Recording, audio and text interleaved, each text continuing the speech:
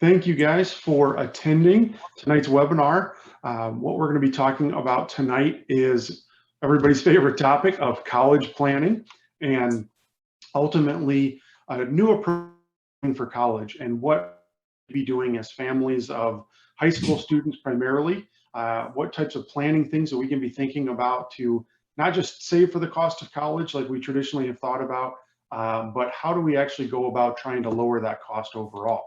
So I guess without further ado here, let me let these folks in. Close that. Just a couple housekeeping items before we get started, I guess. At the end of the presentation, as we're kind of wrapping up, everybody's going to have an opportunity to take advantage of a free resource that we give everybody that attends our webinars. So please make sure that you hang out until then. We can go ahead and talk you through how to go ahead and get that. But I guess without further ado, I'll go ahead and introduce myself. My name is Mike Bink. I am the founder and president of Aquavest Financial Advisors. We are a financial planning firm based here in the Walled Lake, Commerce Township area that specializes in helping high school families plan for the cost of college. So we affectionately call that kind of late stage college planning, because there are really two primary stages. There's the younger kid phase, the accumulation phase, when a lot of what we're trying to do is save up, but then there's the late stage where a lot more of the planning work comes into play. I'm also the founder of the YouTube channel Beyond the 529. And that's really kind of the heart of what we're talking about, because again, college planning, oftentimes people just think about 529 plans, but really it's all about how do we go beyond that and what are some of the other things that we need to be thinking about. As I mentioned, our firm specializes in late stage college planning. We are an independent financial planning firm. We do offer comprehensive solutions because almost always when we're working with families, the best results for a family are going to come when you've got your retirement, your college, and your investments that are all truly coordinated. Much too often, I think families kind of treat these areas in silos or independent of one another, especially with college, because it's a very defined period of time in life.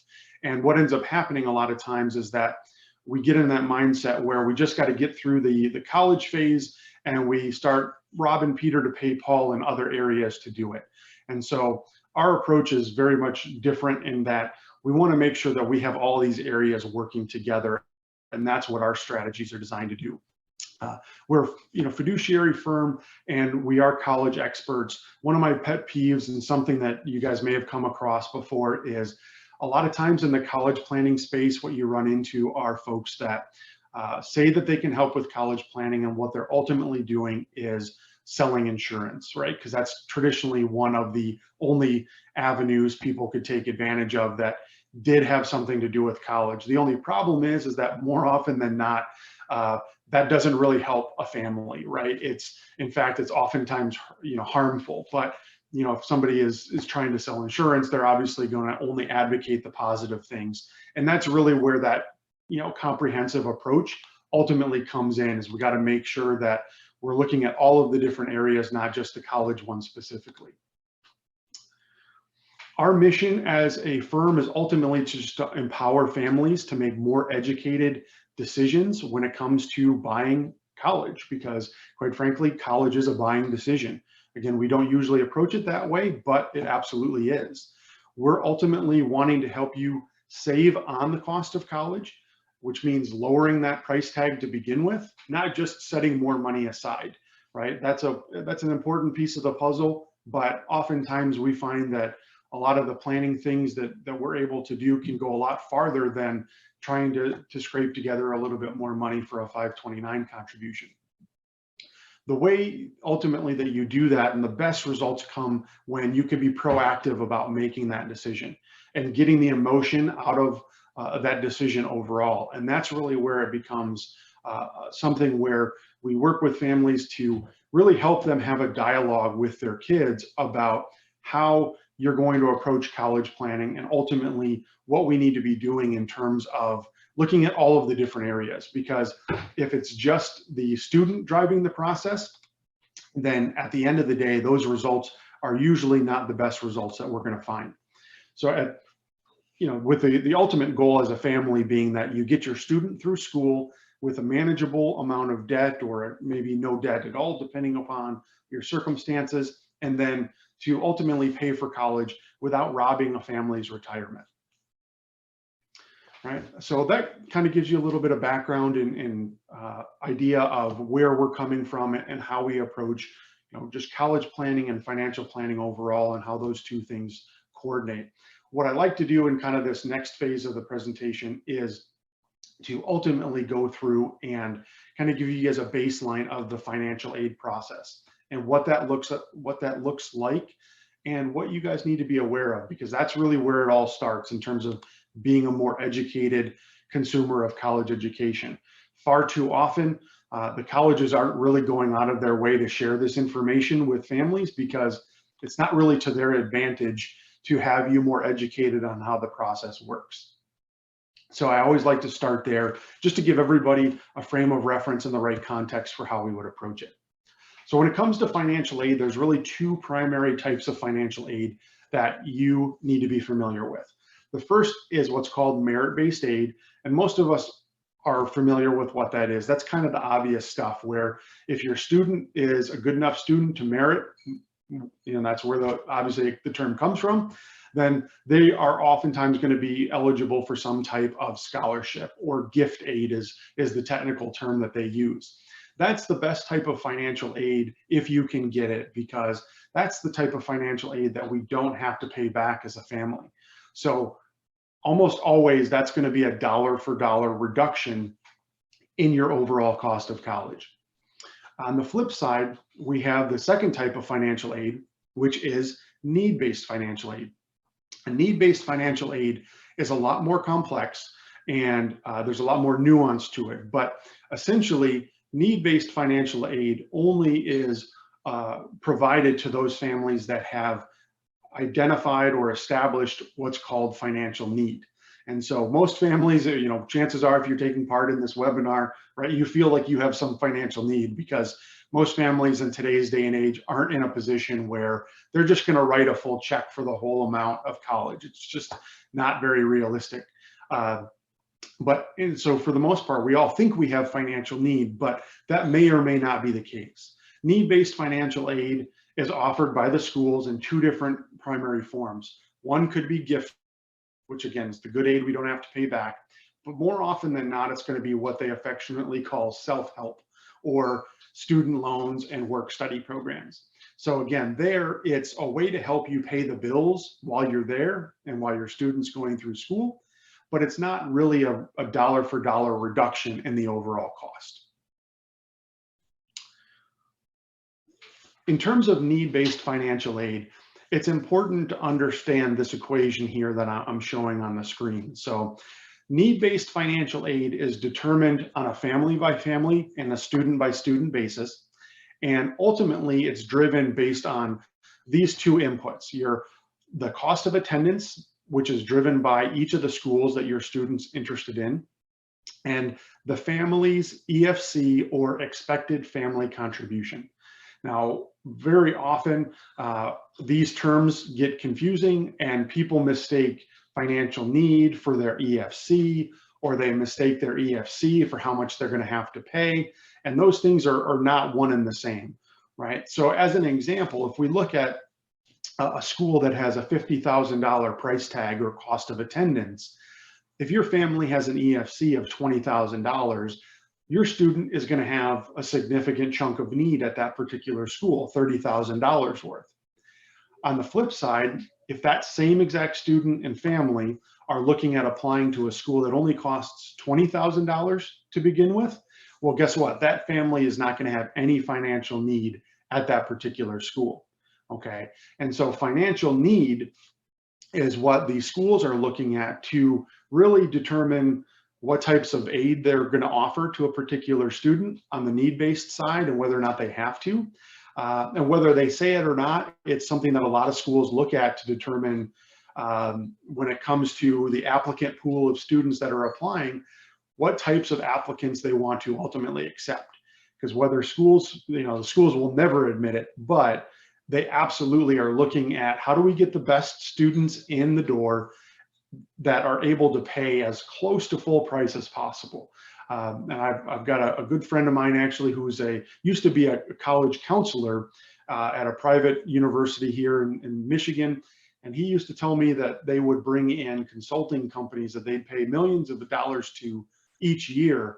And that was their sole purpose, was really to help the school identify what are the students and what are the families that you need to bring into the process and that you need to get to apply, that are going to have that combination of a good student to up the academic profile, but then also are going to be the ones that financially are going to be able to pay almost full freight, right? So we've got to be able to combat that somehow. But at the end of the day, this financial need is very, very important, and it's going to be different at every single school. Okay, your EFC, on the other hand, could be could be the exact same depending upon the financial aid applications that school is using, which we'll talk about next. Right. So the EFC is ultimately driven by a financial aid application, like I just mentioned, and the financial aid application that gets used depends on the school that your student's applying to. Now, the majority of schools in the United States use what's called the FAFSA. And for any of you senior parents that are on the webinar tonight, you've probably already heard this term, because now is the heart of when that application needs to get filled out. Any of the undergrad or younger families, this is going to be a reality for you once you hit senior year.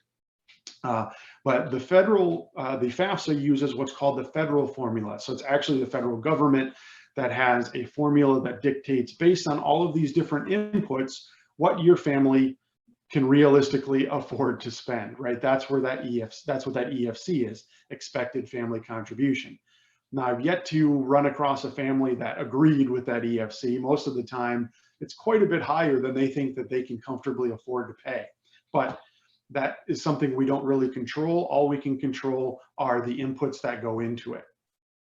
The FAFSA becomes available on October 1st, and it can be found at the FAFSA.ed website. There are also what's called the CSS profile applications.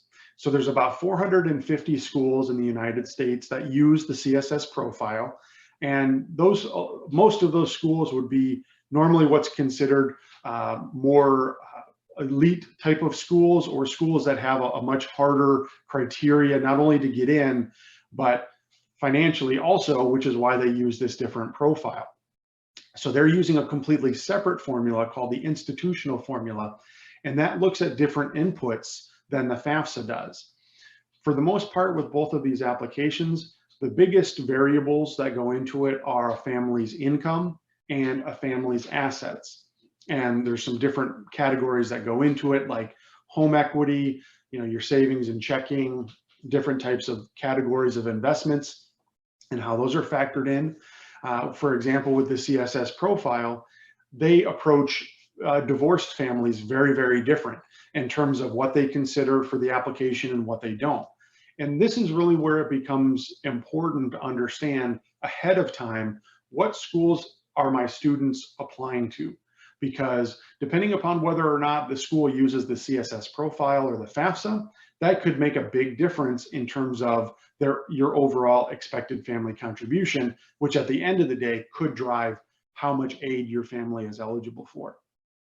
The other thing that's important to understand is that the CSS profile is in addition to the FAFSA, right? So it's not an either or type of proposition. It's in addition to the FAFSA, because we still need to handle the FAFSA if we want to be able to take advantage of things like federal student loans and things like that. So it's just something to understand as you're going through the process. And again, it's really why it comes back to school selection and why that's such an important part of the process. All right, I'm just going to take a quick look here. Okay, no questions so far, so we'll keep rolling.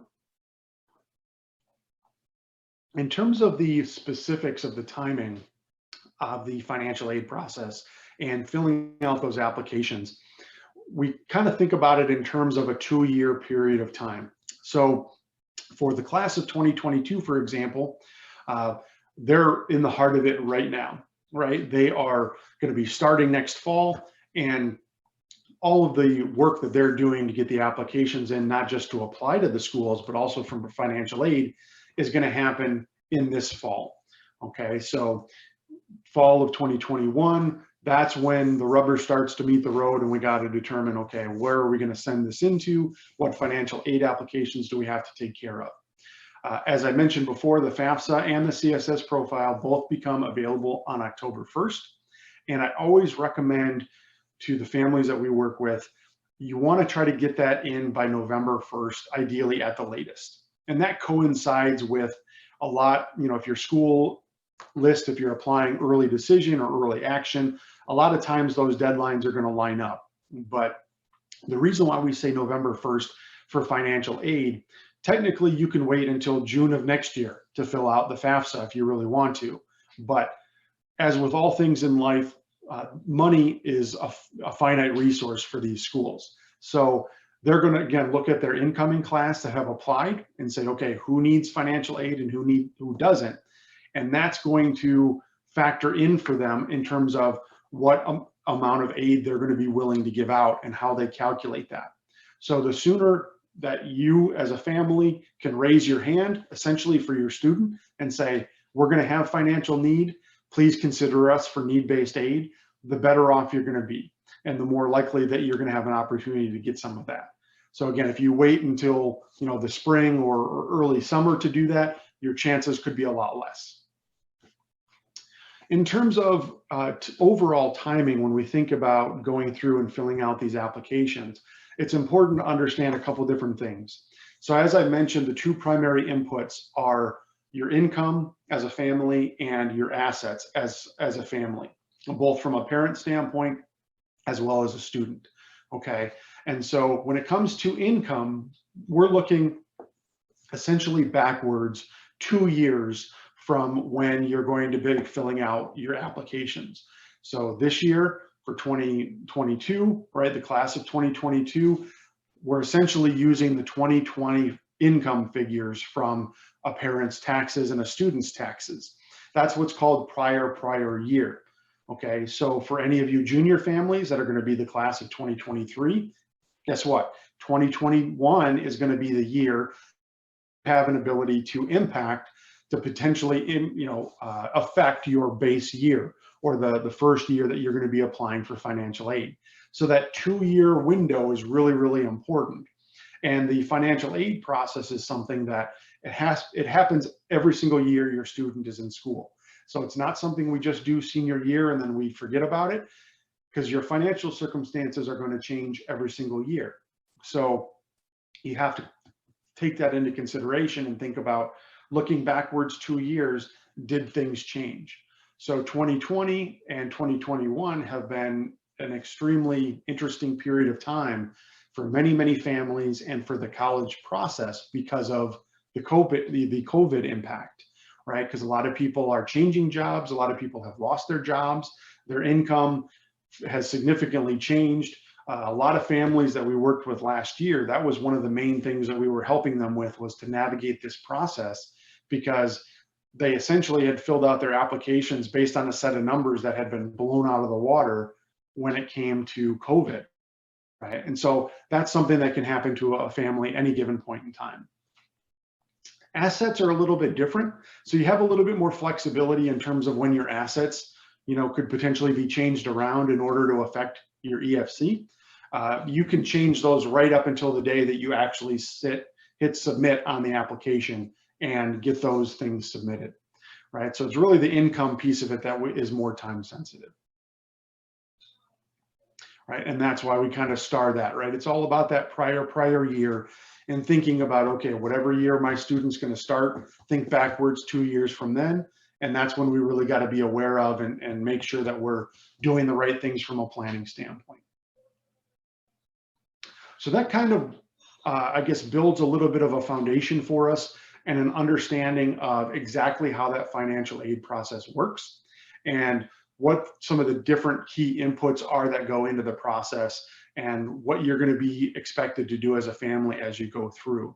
Now I'd like to kind of shift gears a little bit, and in using that context, think about what does it mean to really plan for college from a financial standpoint, right? And to do that and to take that new approach that we are talking about going forward, right? So traditionally, as I had mentioned earlier, the primary approach of how we paid for college was fairly straightforward. It was simply put a 529 plan, whether it was the Michigan Education Savings Program, like you see here. A lot of you might be contributing to that now for your students. And then here in Michigan, we also have what's called the MET, or the Michigan Education Trust. And that's essentially a prepaid tuition program. So that used to be much, much more popular than it is today because, quite frankly, as the cost of college has continued to go up, the popularity of that program has gone down because even though you're prepaying, it's still a real pretty penny to ultimately be able to contribute money to that. So I think we're one of only 2 states maybe in the United States that still offer a program like that. And I wouldn't be surprised if that doesn't last that much longer. So the MESP program is much more popular these days, but at the end of the day, the amount that families can contribute to a 529 plan, traditionally speaking, has not been able to keep up with the cost of college. And so we have to start thinking about what other ways can we really go through this process and do it as intelligently as possible to put our student and our family in the best position that we can, right? As we look at the projected costs of college, right, when we think about we're right here now, but certainly for any families that have younger students, I myself am a father of 3 and my oldest is only 12, right? So I start looking at some of these numbers out into the future. And if we keep going at the clip that we've been going the last 15 years or so, where the average inflation for college has been 5 to 6%, these numbers are really scary and just quite overwhelming sometimes, right? So again, as a father of 3, I lose a lot of sleep over these. And that's really where it comes down to, how do we do this more intelligently? Because incomes have not been going up at the same rate as college and our ability to save has not gone up, what we've run into here in the United States, which has started to get a lot more publicity than it did 5 or 10 years ago, is obviously the student loan crisis. And you guys have probably all heard about that. It's all over the news a lot of times now. And it's one of those, important talking points that a lot of politicians have, where they talk a lot, but generally nothing ever really gets done that genuinely helps families. And so that's why we've seen the amount of student loan debt in this country just increase exponentially over the last 10 years, over 500%. And student loan debt in this country has now surpassed even credit card debt as the second highest amount of debt that we have as Americans, just behind homeownership. And so, which, is kind of astounding when you think about it.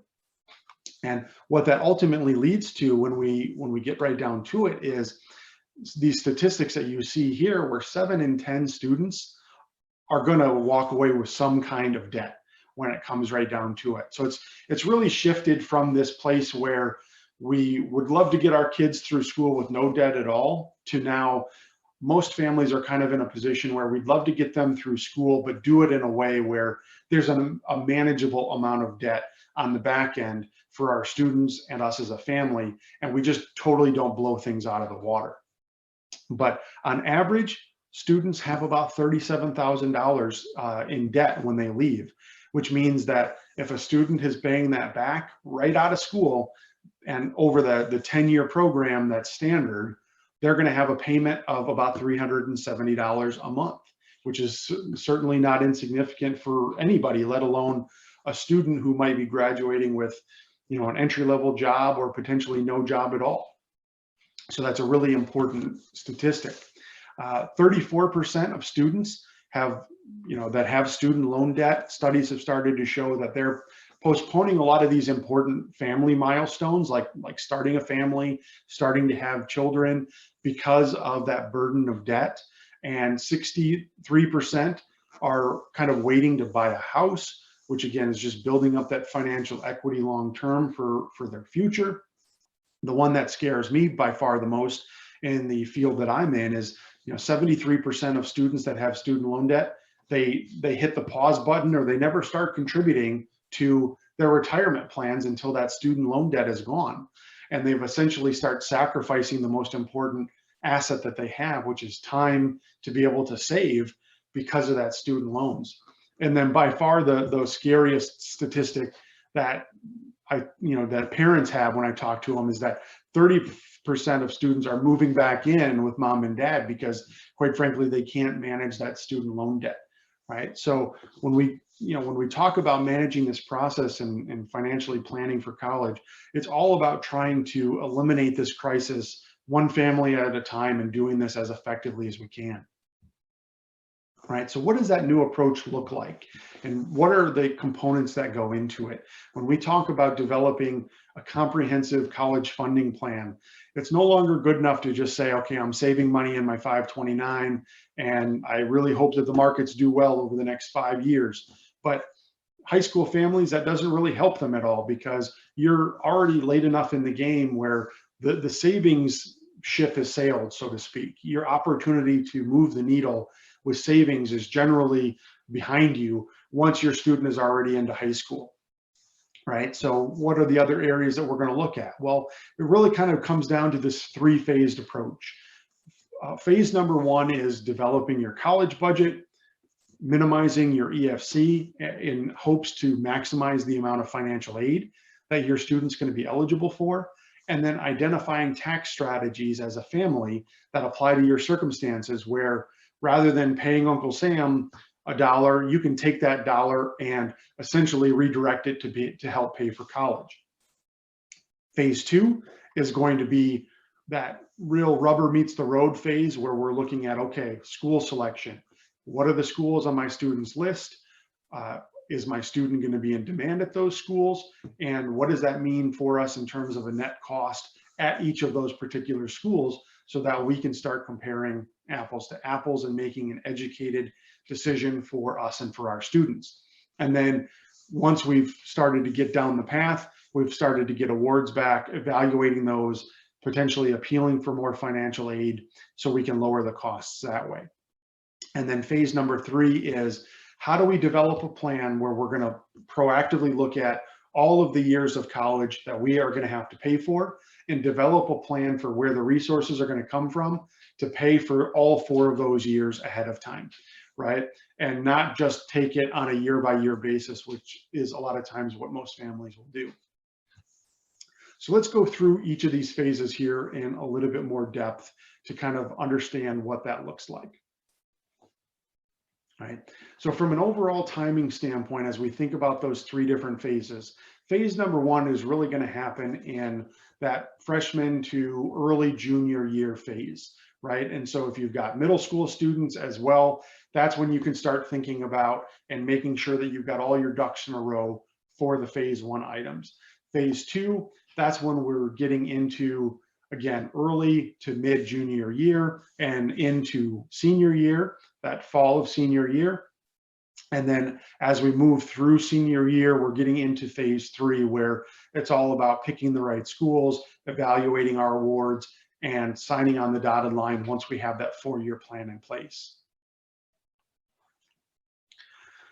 So with phase number one, again, I mentioned it's developing your college budget, minimizing your EFC, and identifying those tax strategies that might be eligible for your family, right? So what do we mean when we talk about developing your college budget? Well, for most of you, if you're a homeowner, most of you homeowners understand what that mortgage pre-approval process looks like. And the fact that if you go in to get that mortgage, or in today's day and age, you do it virtually, that they're essentially, the bank is going to ask you for a different set of criteria, a different set of information to be able to really understand, is this person a good person to be lending to? How likely are they to pay back this loan, right? Which they've been, obviously that's been the case as long as institutions have been lending money. And so it makes perfect sense from a homeowner standpoint to do that. So for example, with this house here that's pictured, if I went in to get that pre-approval process rolling, it'd be a pretty quick conversation, right? This happens to be actually Matt Stafford's house, one of his many homes actually that he purchased. And it would be a pretty quick conversation for him as well, but for very different reasons. Whereas for me, that pre-approval process is probably not going to go the way that I want. But when we think about it in those terms and we apply that to paying for college, oftentimes the cost of paying for college can easily rival that of buying a house, certainly a smaller house, but depending upon where you're sending your student, it can rival the price of a good size home in these days, right? And so, but we never think about it in those terms with our students, that almost never do we stop and think, okay, is this a realistic amount of money to be able to spend on school for our family? And absolutely, the schools aren't doing it. The schools are not prompting you to say, well, can you realistically afford to come here? Because they don't really care. They just want you to sign up to go there. And the more you have to pay them, the better, right? The less that they have to provide you in financial aid, right? But it's kind of crazy to think about, because again, a lending institution would never look at an 18-year-old kid and say, okay, you've never worked a job, possibly, you have no income to speak of, but you want to borrow $150,000 to $200,000 to go to this school. Sorry, that's not going to happen, right? That's the way it should work. But oftentimes that's not the case, right? So how do we start to identify what that college budget or that pre-approval amount is for our family? Well, it goes, we use what's called our one-page college funding plan, which is essentially an exercise where we just go through and we help our families identify what are all of the different buckets of resources that you are going to have access to, or you think you'll have access to be able to pay for college as of right now, as a starting point. All right. So for example, this family here had a pre-approval amount of $98,000 when we looked at all of the different categories that kind of go into it. We'll just round that up to $100,000 for kind of a nice, easy figure. But so this family, if I'm this family, what we're saying is, you look at the buying process of college and say, okay, our family can comfortably afford to spend $100,000 for 4 years worth of education. So then what that does is it really gives your family the opportunity to have a constructive conversation with your student about what types of schools should be on your radar and should be on the list to begin with. Because guess what? If your student really, really wants to look at that $200,000 school across 4 years, but you're this family, that's probably not a good fit, right? That's setting both the family and the student up for a rude awakening 4 years down the line, when you finally got that piece of paper and then you're looking at a pretty significant chunk of student loan debt that has to get paid back. And that's the scenario that we want to avoid, right? So that pre-approval amount is really our starting point to do that and to have that conversation, right? If you think about it in terms of buying, your student their first car, for those of you that have gone through that process, right? Most families that I know are not walking onto the Porsche or the Mercedes dealership to say, okay, here's the vehicle that we, go ahead and pick out which one you like. But we do that with college all the time. It's, hey, what schools do you want to go visit? And then you go visit those schools and you worry about things like this later. And so what this does is this helps us put those types of things in context ahead of time.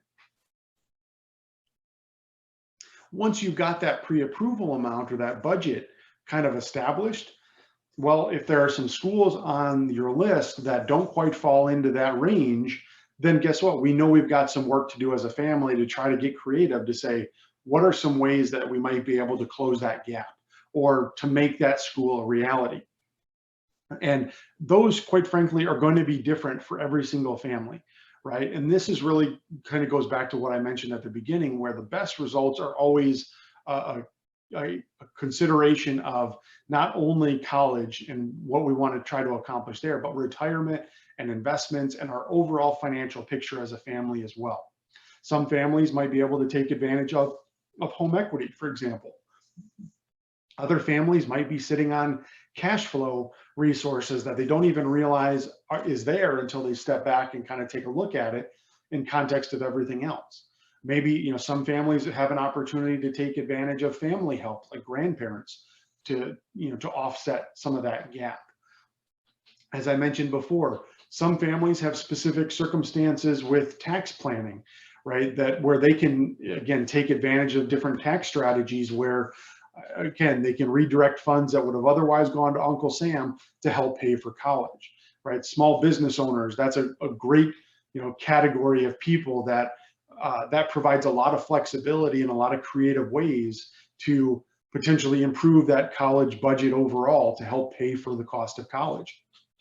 Some families might have appreciated stock that they can gift their students, and that provides a way of, again, upping that amount of your college budget overall if you have a gap that you're looking at. But ultimately, again, once we increase that amount and we have it set and we have a pretty good idea of where we're at, that provides us a really good foundation for phase two to understand what are we going to be able to do and what schools should we be looking at. All right, because that's where we're going to start to get into the shopping part of the process. And a lot of, I guess, kind of what's driven by the students these days is, what I really want to emphasize and stress is that we want to be the ones driving that process as parents, right? I've just seen too many examples where if the process is driven by the students, oftentimes it's not going to lead to the best results. And the reason for that is because, quite frankly, high school students, they just don't have the same things on their mind that we do as parents, right? And we know that seems kind of obvious when I say it out loud, but they're certainly not thinking about 4 years worth of college the same way that us as parents are.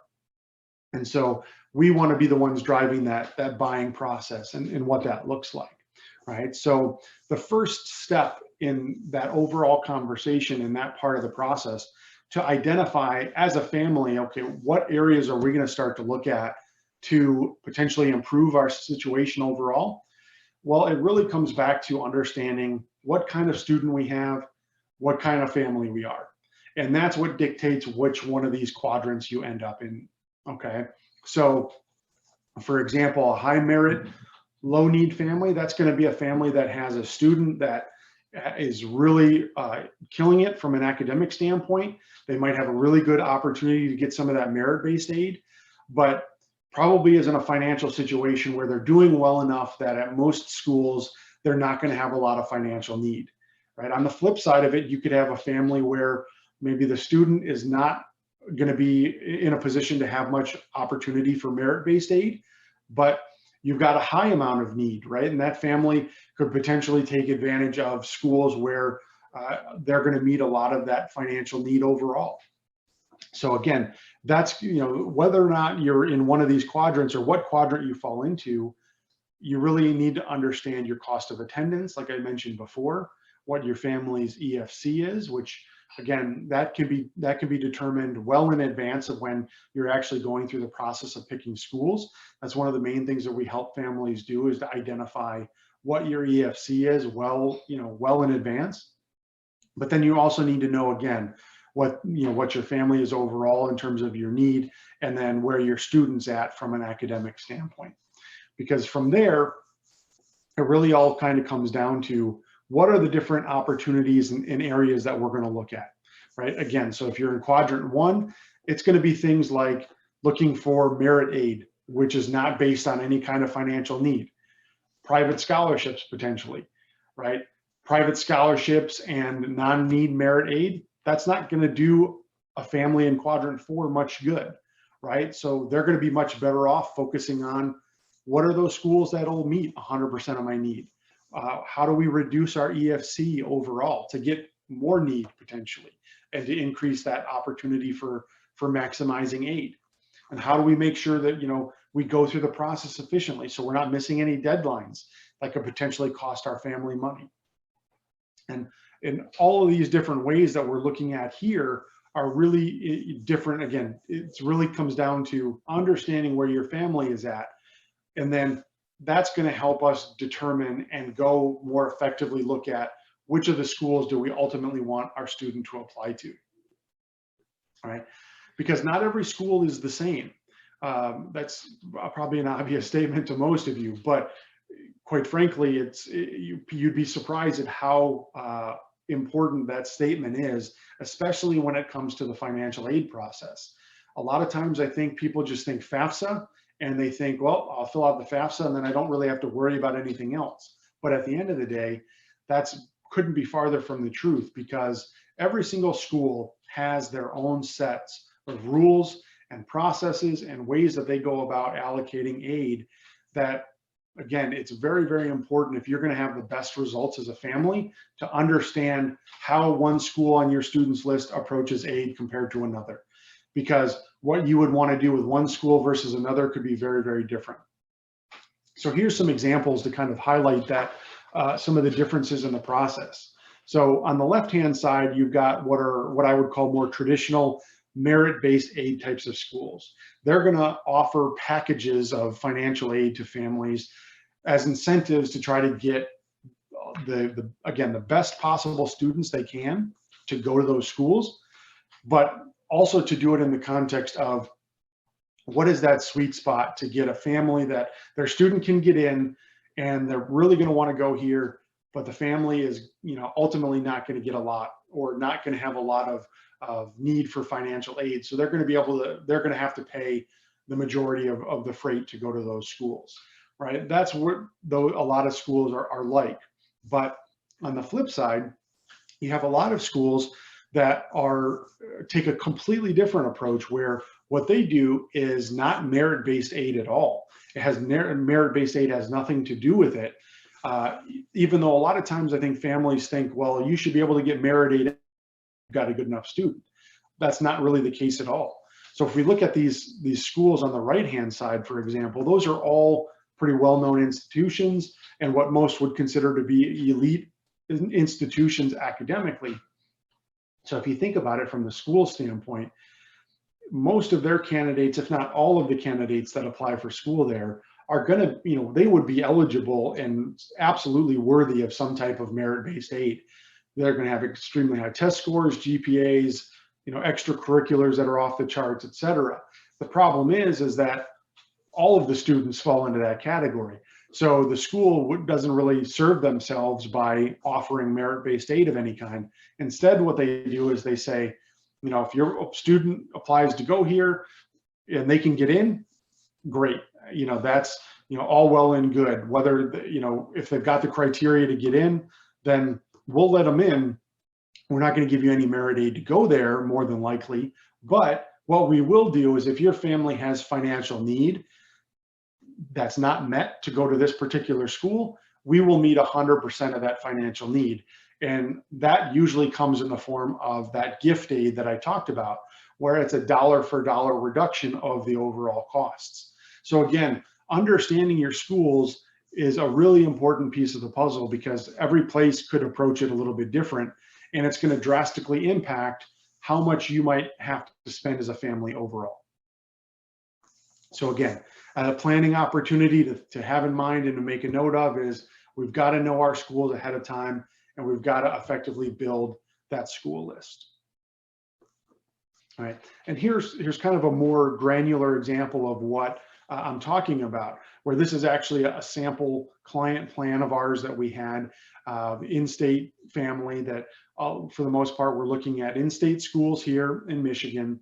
And you can see that, right, you've got your cost of attendance for these particular schools, but if we look at what's called the net cost, it can be very, very different. Okay, so the cost of attendance is what I call that retail cost.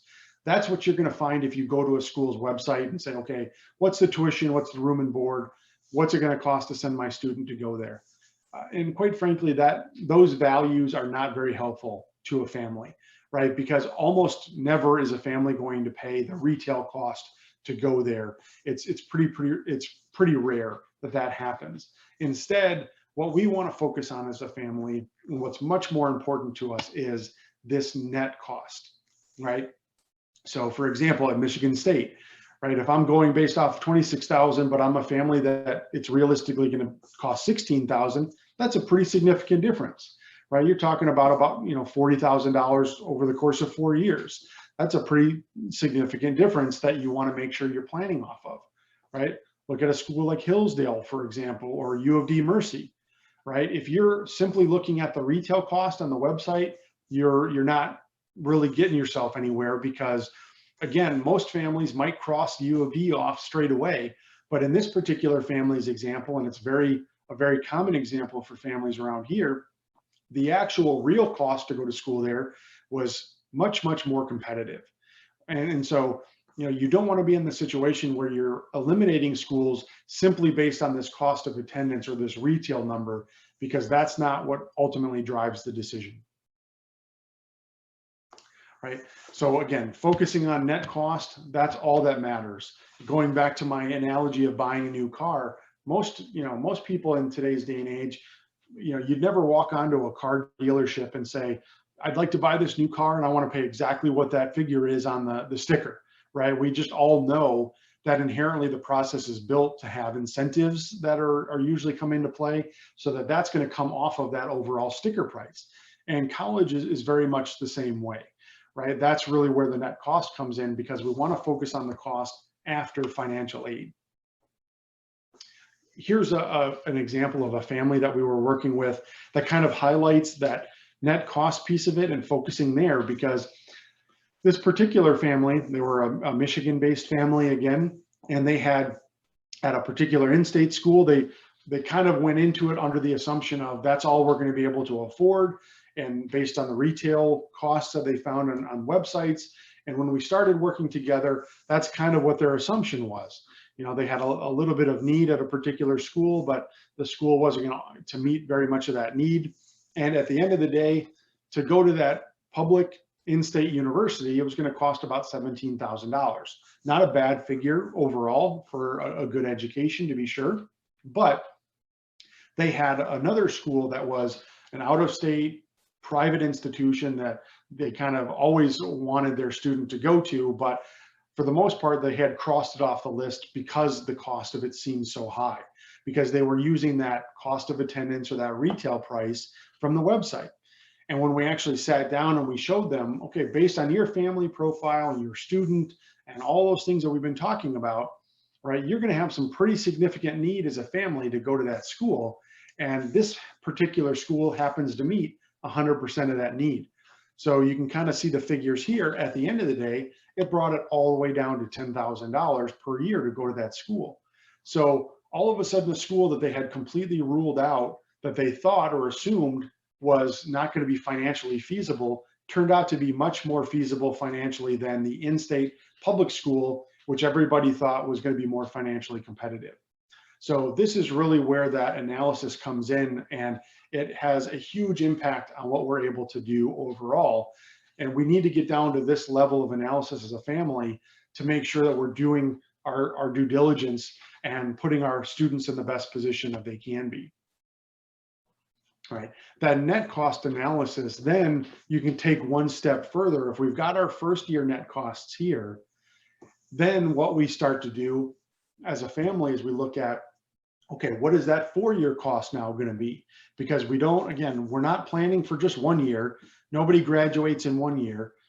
Usually, best case scenario is you graduate in 4 years. In very rare circumstances, it's 3, and many more, higher percentage day, every day that goes by, more students are starting to go 5 years, which is, a real fast way to blow your cost of college out from what your family's overall planning is, to start tacking on years to the end. So that's why we always try to target that 4-year amount as much as we possibly can.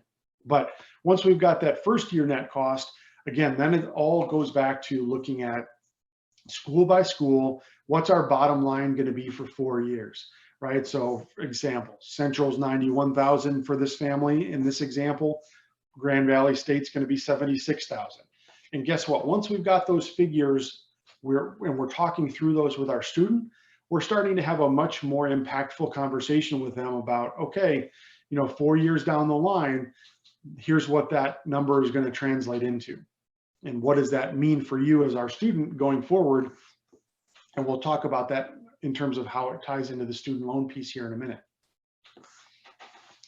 What about scholarships overall, and how do those impact the overall picture, right? So if you take nothing away in terms of scholarships overall, what I want you to remember as far as this slide is concerned is how big a portion this green represents here, right? So much more often we find, or in my experience, we have found that these private scholarships and athletic scholarships, those are the ones that everybody's telling the stories about, right? Those are the fun stories to tell. Oh, so and so got a full ride here, so and so, found this awesome scholarship, by going through this website here. And those are great. Don't get me wrong. Every different way that we can lower the cost of college is phenomenal.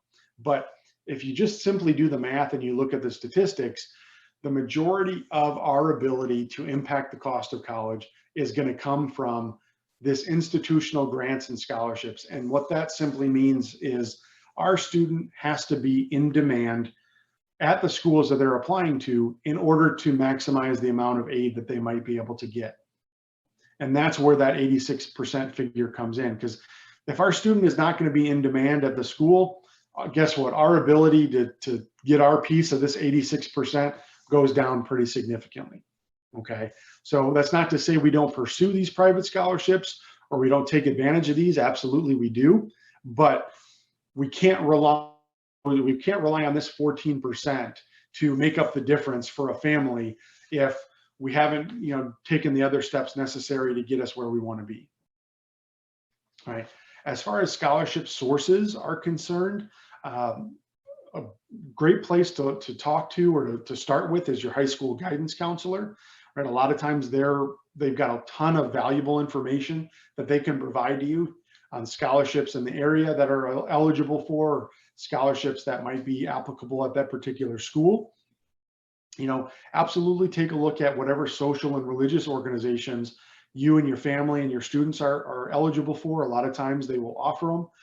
Knights of Columbus, for example, I know they're always, putting scholarships out there for families. That's a good example of one. And take a look at your employer, talk to your HR departments. A lot of times, corporations these days will have programs for their employees to take advantage of that. Again, they don't always advertise. They don't necessarily want to be handing out to every single employee, but a lot of times you can take advantage of those. If you're going to have your student look for scholarships, what we always like to recommend is kind of approach it or have your student approach it as a part-time job. No different than they would actually getting in the car, going somewhere to try to make a little bit extra money, right? If they can dedicate, 2 to 4 or 5, or even, maybe 10 hours a week, or whatever they have eligible on a consistent basis, week by week, over the course of, junior and early senior year, they can potentially make a significant dent in terms of finding scholarships to apply to. And that could absolutely be time well spent, that if you get, even some smaller scholarships, it could absolutely be as lucrative as getting that money from a part-time job potentially. But here are 3 different resources that you can take advantage of that are good, search engines essentially for scholarships. What I always like to point out to families is that a lot of times if you type into Google scholarship search, or you start looking for some of that online, you're going to get a ton of ads and a ton of places that are going to want to sell you a search engine, right? Or sell you search results for scholarships. They're pulling their scholarship information from these same places, which are all completely free. So I do not pay for those. It's not, really in your best interest. That's always our recommendations. You're better off to keep that money in your pocket and do it that way. When we talked, I talked about a little bit beforehand, merit aid and schools that offer merit aid, and they do it kind of in the form of packages oftentimes to incentivize the students. And there are 2 primary ways that those scholarships could be structured. Those packages could be competitive, meaning we're going to look at your student's profile academically and in every way else and offer you aid that way. And then there are some schools that offer what are called grid scholarships or automatic scholarships. And those are awesome from a planning standpoint, because if we have schools on our list that we go through and we identify, hey, this school has automatic scholarships, then that automatically gives us a bit of information to build into what our overall net cost might be at those particular schools. So here's an example. I like to use Alabama, pretty well known for their football, obviously, but maybe not as much for their academics. And what they've really started to do is they wanted to draw in a higher profile or high caliber student. So what they've done is they've offered some really lucrative automatic scholarships, to the point where if your student's a 3.5 or better and they're getting 29 or better on the ACT, guess what? They're going to offer a pretty significant amount of money off the cost of college. And so, you can see the jump from a 28 to a 29 is a pretty significant jump. So this is really where the power of understanding your schools ahead of time and what scholarships they have available and where your student falls comes into play, right?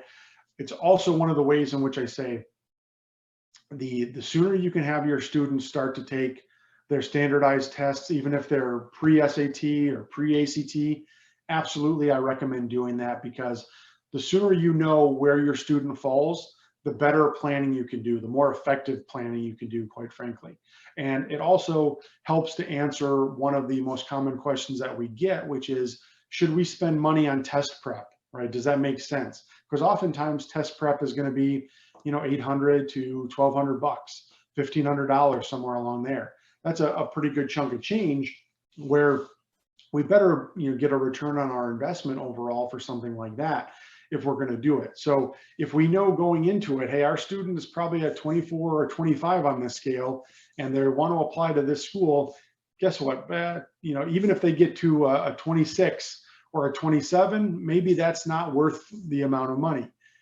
On the flip side of it, if we know our student's a 28, they're applying to this particular school and they're a 3.5 or better student, and they can maybe go from a 28 to a 29, pretty significant jump and a pretty significant advantage to where our return on investment for something like that class that we're talking about would be much, much more valuable.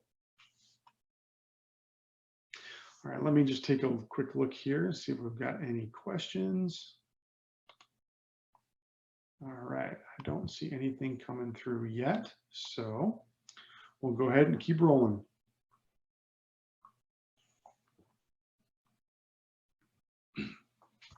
So as I mentioned before, just positioning your student, right?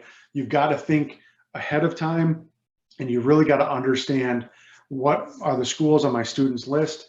How are we proactively positioning our student to make sure they are in demand at those schools that they're interested in? Right.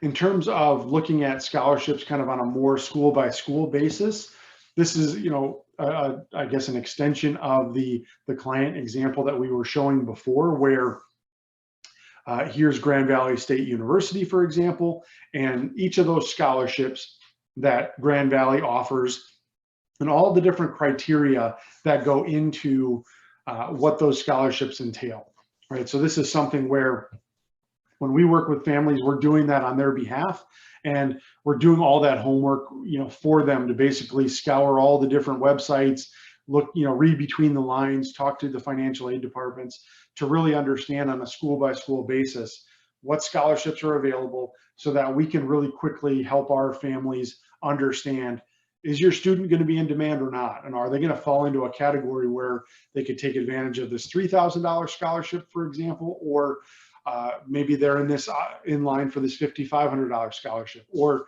not at all. And that ultimately all goes back to that net cost analysis overall, right? I did get a question pop in here. So in terms of what about kids with disabilities, is there any options for them? So in terms of, scholarships and kids with disabilities and things like that, absolutely there are options.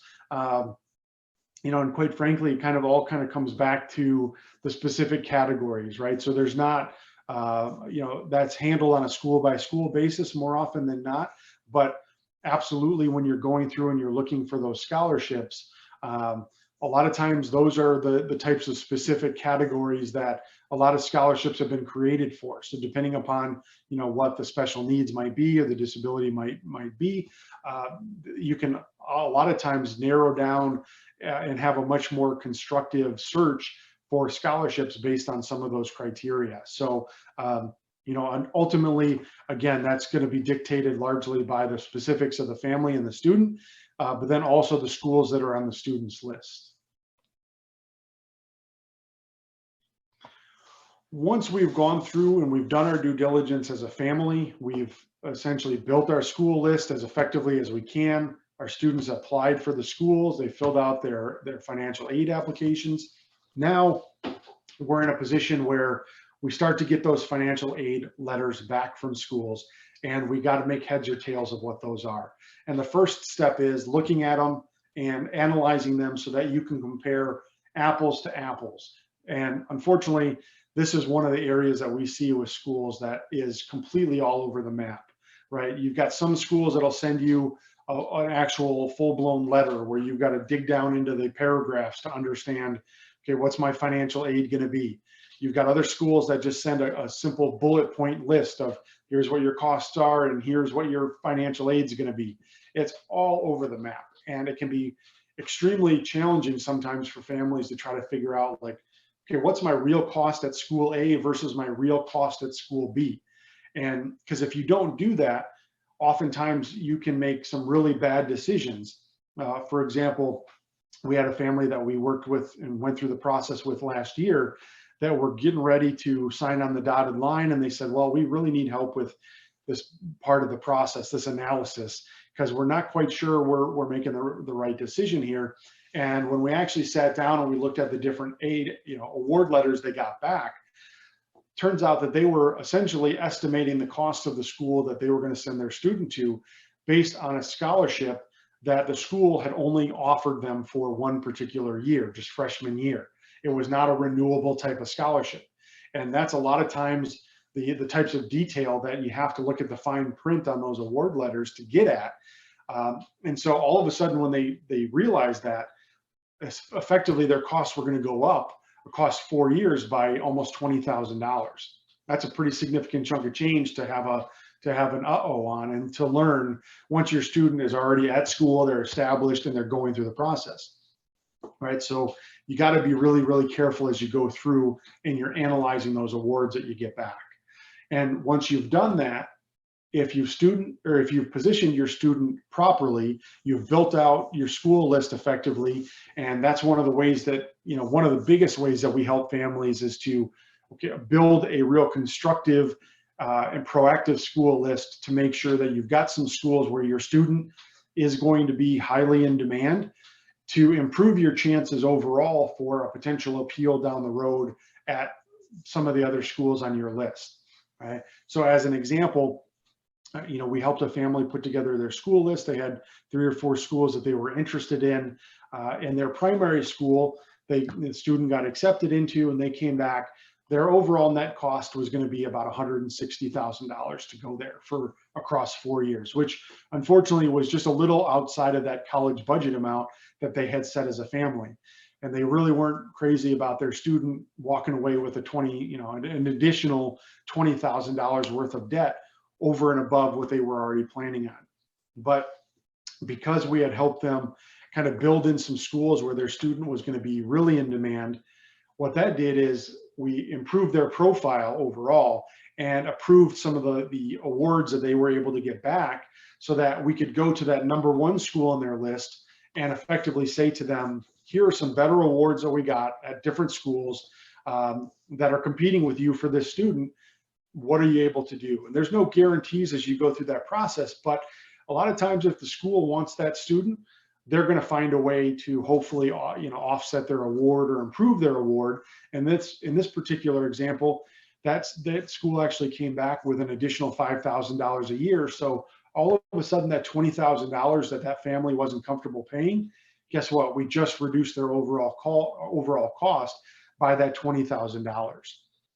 And that's, really the types of things that we're talking about when we say we've got to have a new approach to financial planning for college, because, it could take us years and sometimes decades to save $20,000.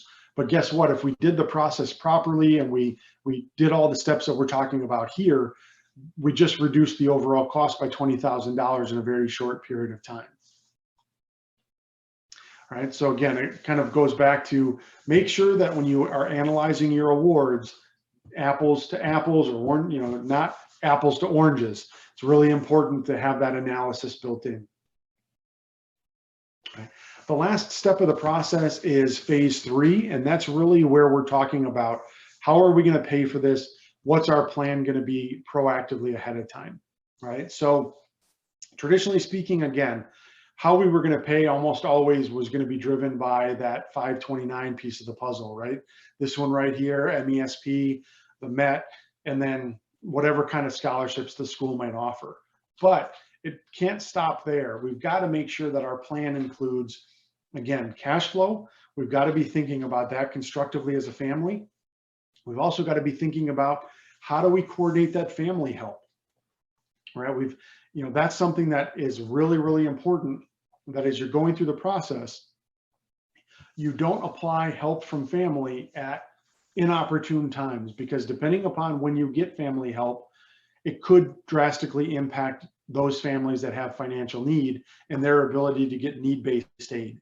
So the last thing that we want to do is have an opportunity where we've got a family member that's willing to help, that help gets offset or in some cases hurts because we didn't effectively apply it at the right time when we should in the overall process.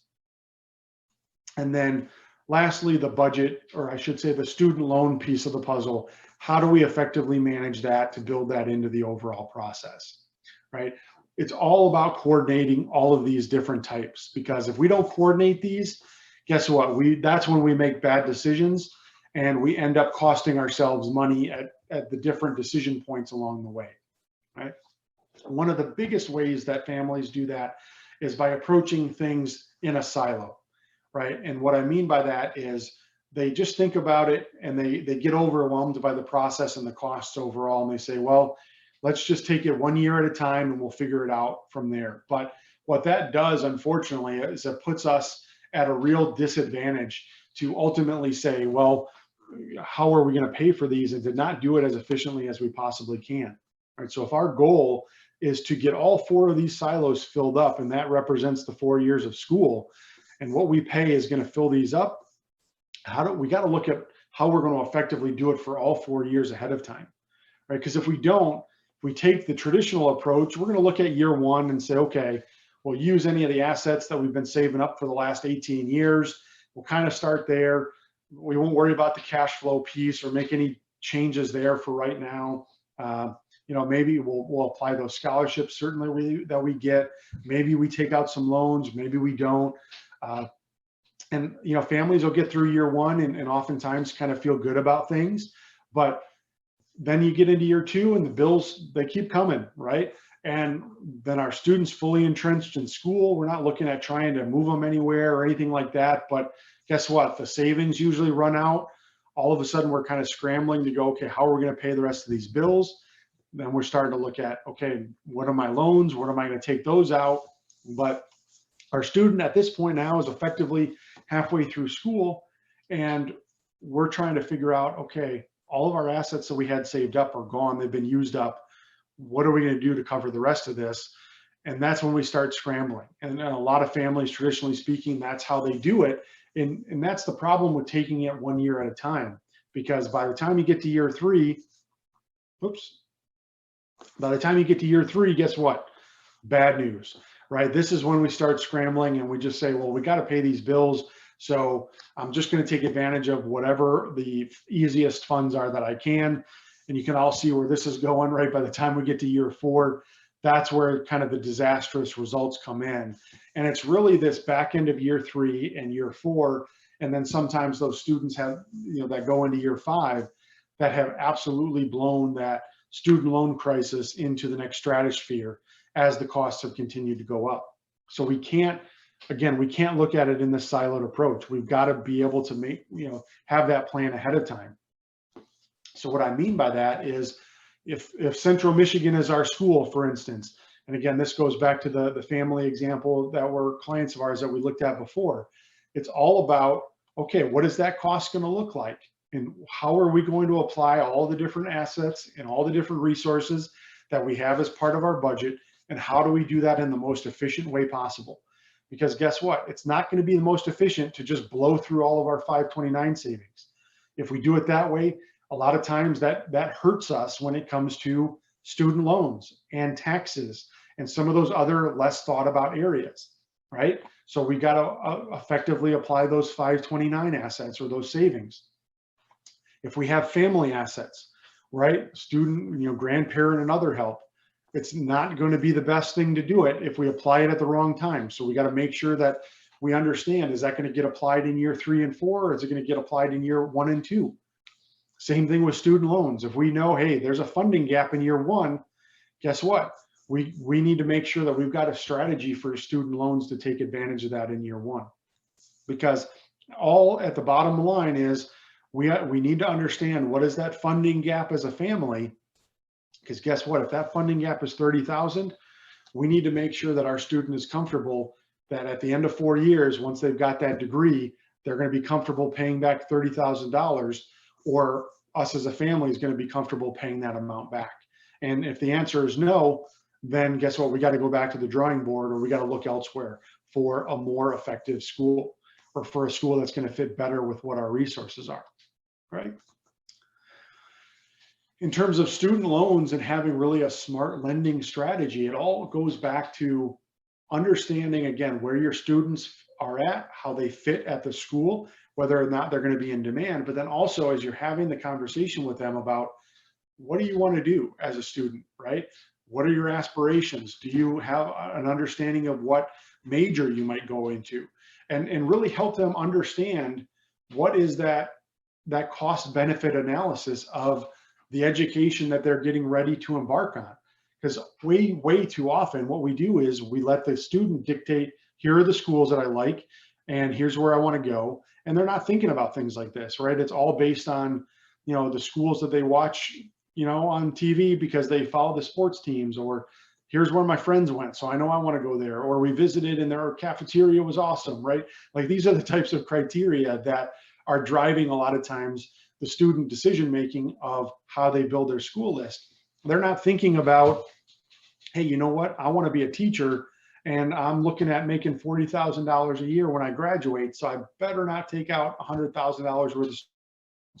But that happens all the time because we're not having that conversation with them, and we're not effectively looking at one phase versus the other, right? So when it comes to the student loans, when we talk about time to actually go take those out, and we have an understanding of what that funding gap is going to be, and we know loans are going to be part of our overall strategy, well, guess what? Then at that point in time, which loans are we going to take out? Which ones will we have to take out, I should say?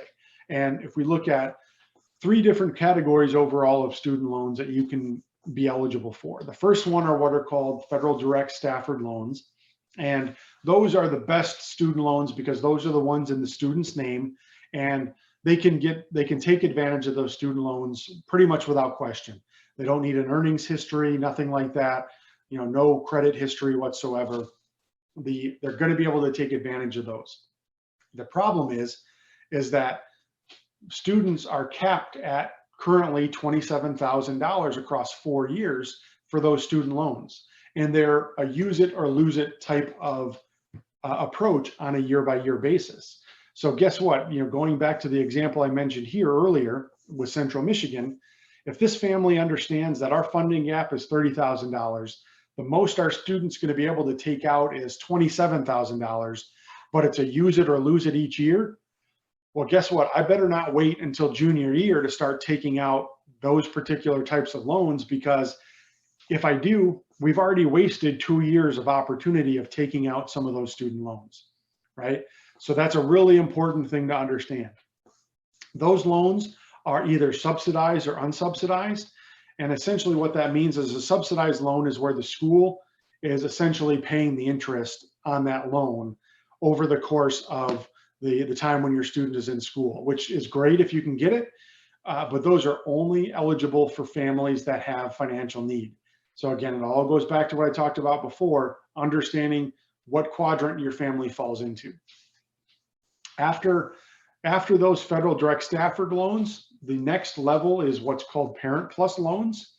And these have just exploded in the last 15 years because when a student inevitably gets to the point where they're applying to a school that they can't afford through the Stafford loans, the school steps up and says, here, we're happy to lend you the information through this direct, Parent Plus loan program.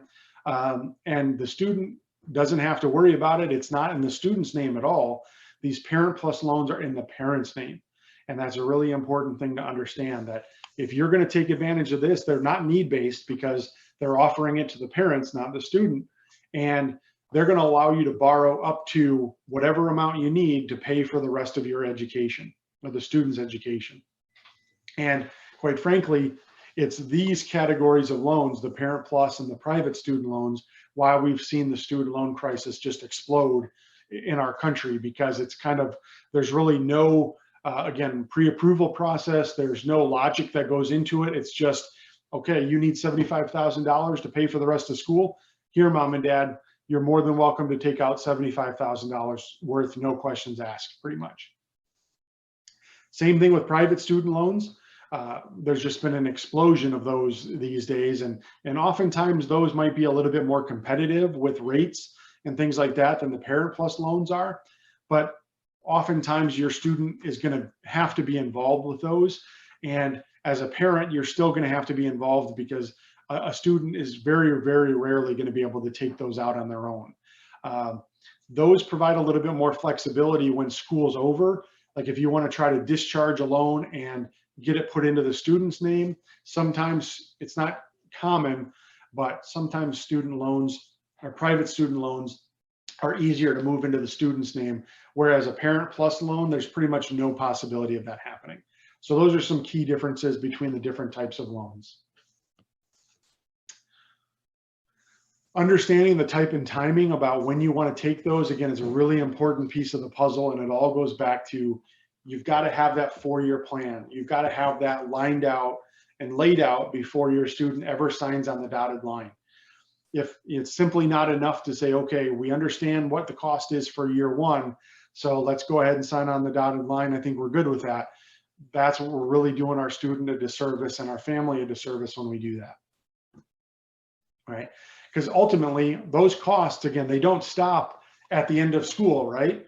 They go into, if you have smart lending and you have student loans going forward, those costs are going to continue to increase even once your student's out of school. And this is where a lot of people get themselves into trouble, is they're just thinking about, okay, if this is our funding gap and I got to cover $60,000 a year or $60,000 for my student's education, that's on a standard payment plan, that's about $670 a month for that family to have to come up with. That's a significant chunk of change, right? But you've got to get down to the level of detail where you're looking at all your different options and all the different schools. Your student might be pushing for, one of these schools that's a lot more expensive, again, because of criteria that aren't impacted by this at all. And we've got to be able to show our students, and as a family, really understand, well, guess what? That $60,000 at Alma really means $80,000 because of the interest involved with those loans. And oftentimes when students get into trouble or the family has financial hardship, the student lenders or the student loan lenders are more than happy to say, no worries, like, we'll just, put you into the 25-year payment plan. All that really does is, guess what? Your $60,000, funding gap at that particular school almost just doubled and became $116,000. If we're going to say, well, we need a lower payment because we just don't have the cash flow, so let's pay this thing back over the next 25 years. And these are the types of factors we've got to look at and think about ahead of time. Just again, going back to the house analogy, just like we would with our house, and understanding what that overall interest and impact is going to be. Okay. So kind of to summarize there, as far as a new approach to financial planning and really what we're talking about as a family and where we need to get, it's all about these 3 phases. Phase 1 is, that early years of high school, develop that college budget, minimize your EFC as much as you can, that thinking about it 2 years before your student's going to start school, ideally, make sure you're doing your diligence then, starting to identify, okay, what tax strategies can our family take advantage of?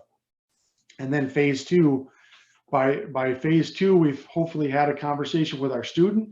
We've started to build that school list so that we can really effectively narrow down our list to go look at only those schools that we can realistically afford and that are a good fit for our student and our family, not only socially and academically, but financially as well. And then again, through senior year, evaluate those awards, appeal for more aid potentially, and develop that plan of what is our 4-year plan to pay for these schools down to the penny, regardless of where we want to go, because we want to make sure that that funding gap is an appropriate amount for our student overall, right? So ideally, senior year, that's when this process gets all of the attention, because it's immediate, it's in your face. But what I like to say is you can never start planning for this stuff too early. But the later you start, it's essentially like taking tools out of your toolbox, right? The later you start, you're not going to be able to take advantage of all of the different strategies that we've talked about tonight if you wait until late into senior year, for example, or sometimes even into, some people start looking at this when it's effectively their student is already in college, right? But for the younger students, absolutely, we want to start looking at it no later than freshman year going forward. The challenge is that, again, like I mentioned, senior year looks a lot like this, right? Your student gets into senior year and they just start throwing you all this type of stuff at your way, right? They've got college applications, where do we want to apply, right? All these different types of things that are a lot of different noise that steal your attention, steal your focus. And I always like to show this one because it's almost like a little afterthought about, oh yeah, what is the school actually going to cost? Even though at the end of the day, more often than not, one of the biggest impacts that's going to affect our student well beyond just those 4 or 5 years that they're there is what is the cost of this going to be? What is our financial aid picture going to look like, not only for our student, but as a family? So again, the earlier we can get in that process, we can be proactive about it, we can remove the emotion, the best results we're going to possibly get there. Okay. So for any of you that have additional questions after tonight's presentation, or you've started to think about it and maybe you want a little bit more information or get into the weeds a little bit more on your family's specific situation and what opportunities you might have as a family, right? We offer everybody an opportunity to take advantage of kind of a free 30-minute phone call with us and our team, just to kind of go through and understand what some of these popular questions might be and how to address those. And then certainly if you're interested in diving into this process more and really getting the best results for your students, we can certainly talk with you about what that would look like and what that process would be, regardless of where you're at in the process, to try to help you and your family as much as possible. So, but with that kind of wraps up everything that I plan to cover today. So we've got a couple more minutes here before kind of we break. I'd like to open it up to any questions that anybody might have or that you had as we went through. So again, if you do have questions, please put them in that chat window.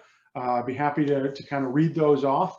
But now would be the time to kind of address those on anything that we went through today, or specific situations and questions that you might have. But I think we're right at the time here. So, again, I think I want to just express my thank you to the PTA. Again, thank you very much for having me.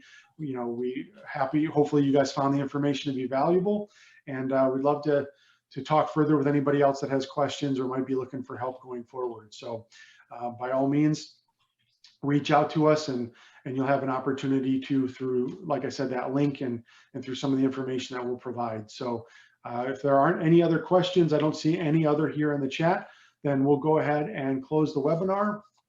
And just again, say thank you and good luck to everybody in terms of going beyond the 529. And we hope to be of service in the future.